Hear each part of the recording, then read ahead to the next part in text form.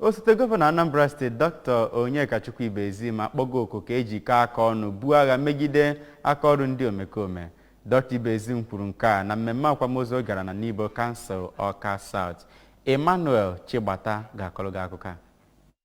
Dr. Ibezim onye nke kwupụtara ka o si wee dị aka na-achị ugbu a n'obi ihu na akwụsịrị mkpamkpa nke ndị omekome na-akpa sịrị na ọ bụ okenolu onye niile idonyere gọọmenti ukwu iji wee hụ na enwere gburugburu nke juru oyi. Ọ gbarụrụ iru wee nyere ụfọdụ ndị nọ n'okpuru ndị na-akpọ ganigani ma na-emebi akụnụba ndị mmadụ. I got correct. My landlord, everyone, he has one, ndi bibeli. Makanandia, abromi, dia Ibezim back in our it is not.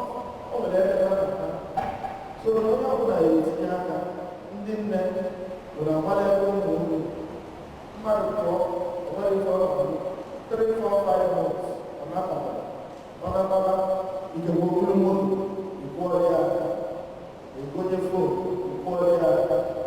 It is time we need to ask ourselves questions.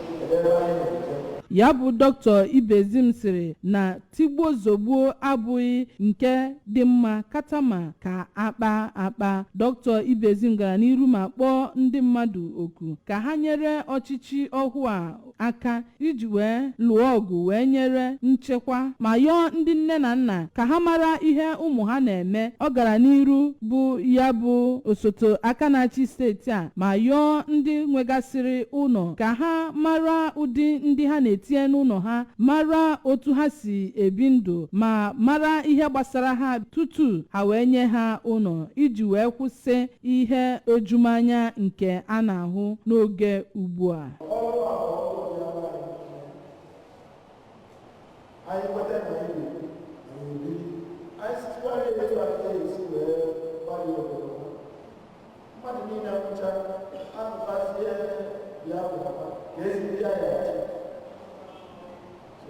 So and I am a certain